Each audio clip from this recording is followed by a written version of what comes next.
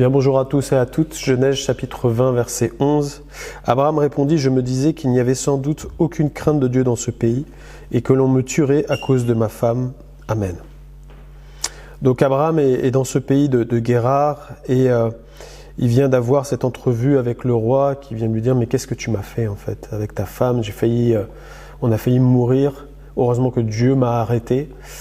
Et il lui rend sa femme, il lui donne les biens et puis Abraham va bientôt repartir. Et j'aimerais te parler aujourd'hui des préjugés.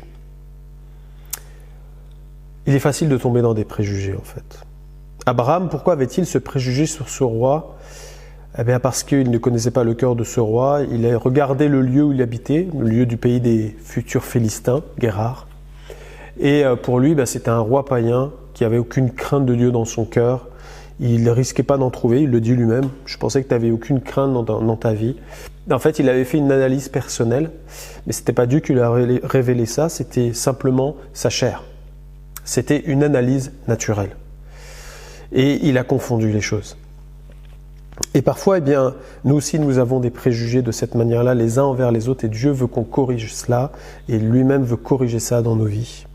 Qu'est-ce que un préjugé ? La définition dans le dictionnaire, c'est une croyance, une opinion préconçue, souvent imposée par le milieu ou l'époque, un parti pris.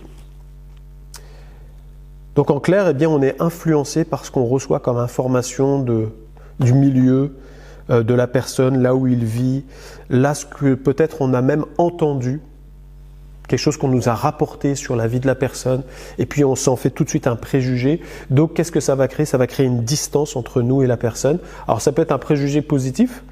Là, alors ça va nous pousser à nous rapprocher, mais ça peut aussi nous tromper parce que c'est peut-être quelqu'un qui nous veut du mal et on va pas le voir. Ou soit on peut avoir un préjugé complètement négatif, alors qu'en fait la personne elle nous veut du bien et que nous ça va créer une distance et puis on va s'en éloigner et puis on va dire non, je le sens pas. Vous savez ce genre de phrase, je le sens pas.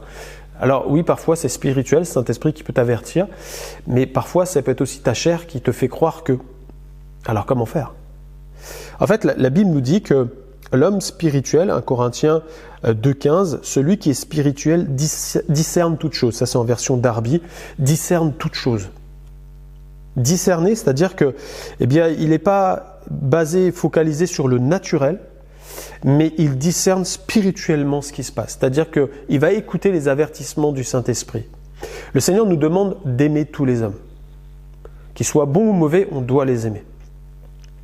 Donc en fait, Dieu ne nous demande pas de mettre une distance. Jésus lui-même était même méprisé par les pharisiens parce qu'il mangeait avec des gens de mauvaise vie. Et il disait, mais moi je m'occupe des malades.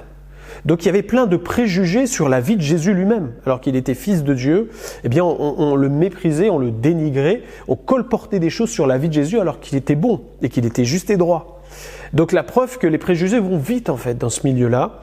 Et en fait, le Seigneur nous dit, mais en fait, si vous êtes remplis du Saint-Esprit, alors vous n'allez pas être égarés, vous n'allez pas être perdus, vous ne serez pas dans des préjugés, mais vous serez dans de la connaissance spirituelle, comme moi je connais toutes choses.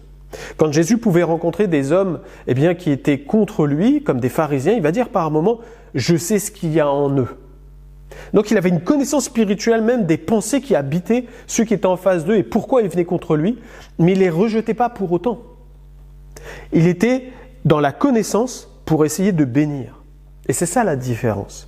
Dieu ne veut pas qu'on soit dans les préjugés, il veut qu'on soit dans la connaissance spirituelle afin d'avoir le bon comportement avec les personnes qui sont en face de nous. Être dans une prudence. Mais pas dans une fuite, une crainte, une peur. Non, on n'a pas à avoir peur. L'homme spirituel n'a peur de rien en fait. Parce qu'il sait écouter la voix du Saint-Esprit qui va l'avertir, le conseiller, l'enseigner pour pouvoir parler ou tisser une relation ou parfois mettre de l'écart parce qu'il y a danger.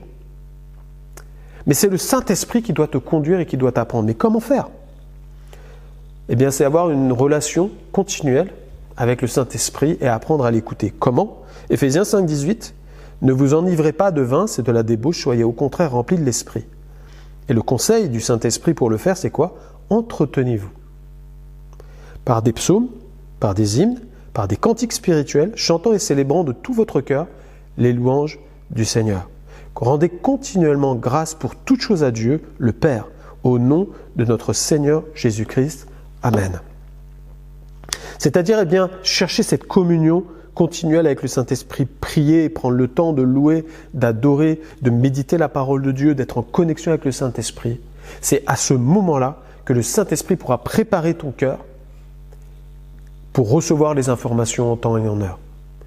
Une autre chose que je ne parle pas là, mais à toi qui es baptisé du Saint-Esprit, le parler en langue, eh bien c'est quelque chose qui vient te préparer pour être plus sensible à la voix de Dieu dans ta vie.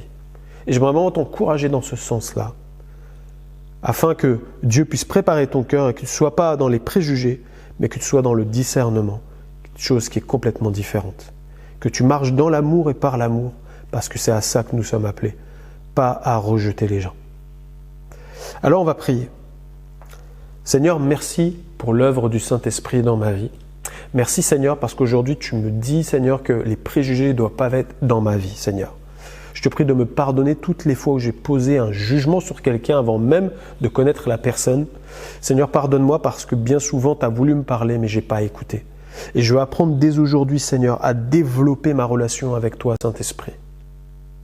Je veux apprendre à t'écouter, à écouter tes conseils, tes avertissements, afin de pouvoir me positionner et d'agir en conséquence dans toutes mes relations. Seigneur, je veux, Jésus, être comme toi. Tu savais t'adresser à l'un ou à l'autre de la bonne manière.